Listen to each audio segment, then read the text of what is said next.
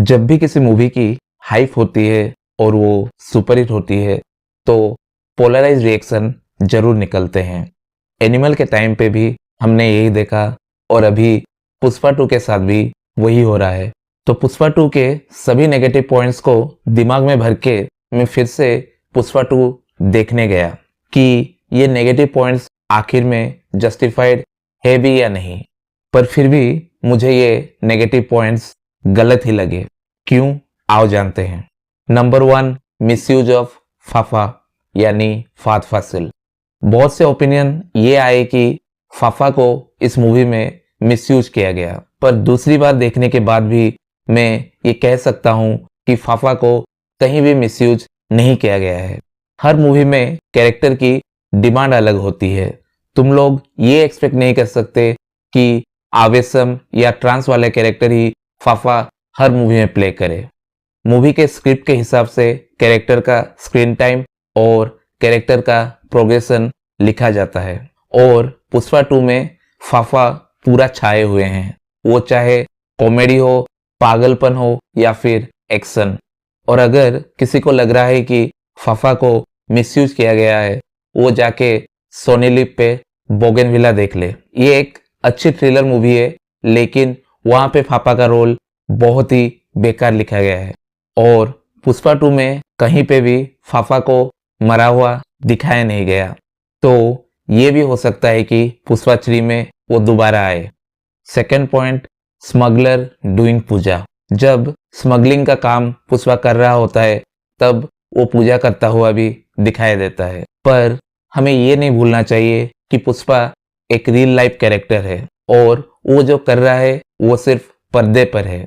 कोई ये नहीं कह रहा है कि पुष्पा का कैरेक्टर रियल में बहुत अच्छा है या कुछ इंस्पायरिंग है, और इस पूजा वाले चीज को बेकार में क्रिटिसाइज किया जा रहा है। Third point, piling song and Rashmika behaviour. बहुत लोगों को पीलिंग्स वाले सॉन्ग से भी प्रॉब्लम है। हाँ, उसके स्टेप्स जरूर थोड़े ओड हैं, पर वो गाना कहीं पर भी भलगर नहीं लगता। और जो रश्मिका के बिहेवियर के बारे में बातें हो रही है, तो वो जो कुछ कर रही है अपने पति के साथ कर रही है, किसी और आदमी के साथ नहीं। अगर एनिमल में भाभी 2 के कैरेक्टर को जस्टिफाई किया जा सकता है तो फिर रश्मिका का कैरेक्टर यहाँ पे कहीं पे भी गलत नहीं है। Fourth point, Japan seen no explanation. और एक चीज जो नेगेटिव में काउंट हो रही है इस मूवी को लेके, वो है पहले जो जापान सीन दिखाया गया है उसका फिल्म से कोई रिलेशन ही नहीं है। एक्चुअली में वो सीन पुष्पा 2 का नहीं, इसके पार्ट 3 का है और इसे पुष्पा 2 में इसलिए दिखाया गया है क्योंकि अगर ये अल्लू अर्जुन का इंट्रो सीन नहीं होता तो फिर पुष्पा 2 में इंट्रो सीन होता वो पुलिस स्टेशन वाला सीन, और उसमें इतना ज़्यादा इम्पैक्ट नहीं है जितना इस जापान वाले सीन से हुआ है। और उसी इम्पैक्ट और ऑडियंस के बीच उस एक्साइटमेंट को क्रिएट करने के लिए जापान वाले सीन को यहाँ पे दिखाया गया है, जिसे जस्टिफाई किया जाएगा अच्छी तरह से पुष्पा 3 में। फिफ्थ पॉइंट, लॉजिक कहाँ है। और एक पॉइंट जो बहुत से रिव्यूअर, इंटेलेक्चुअल रिव्यूअर उठा रहे हैं वो है लॉजिक कहाँ है। उन रिव्यूअर को लॉजिक की ज़रूरत हॉलीवुड मूवीज में या फिर एनिमल में जब दिन दहाड़े गोलियां चल रही थी, कोई पुलिस नहीं था, तब याद नहीं आया, लेकिन अभी लॉजिक ढूंढ रहे हैं और बोल रहे हैं कि इंटरनेशनल बॉर्डर कैसे पार कर गए दिन दहाड़े, या फिर वो क्लाइमेक्स वाला अल्लू अर्जुन सीन।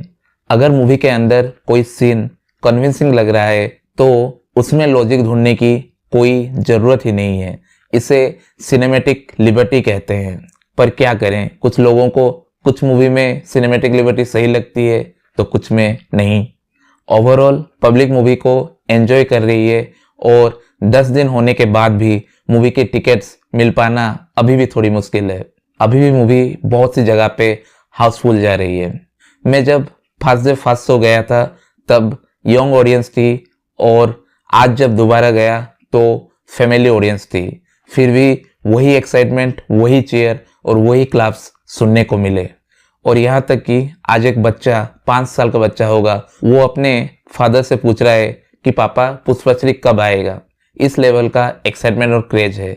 और इतने सारे लोग तो इलिटरेट नहीं हो सकते ना, जैसे कि कुछ रिव्यूअर्स बता रहे हैं अपने रिव्यू में कि जिनको पुष्पा 2 पसंद आ रही है वो अनपढ़ है। मेरी ये वीडियो किसी के अगेंस्ट नहीं थी, जो मुझे सही लगा बस उसे मैंने सामने रखा है।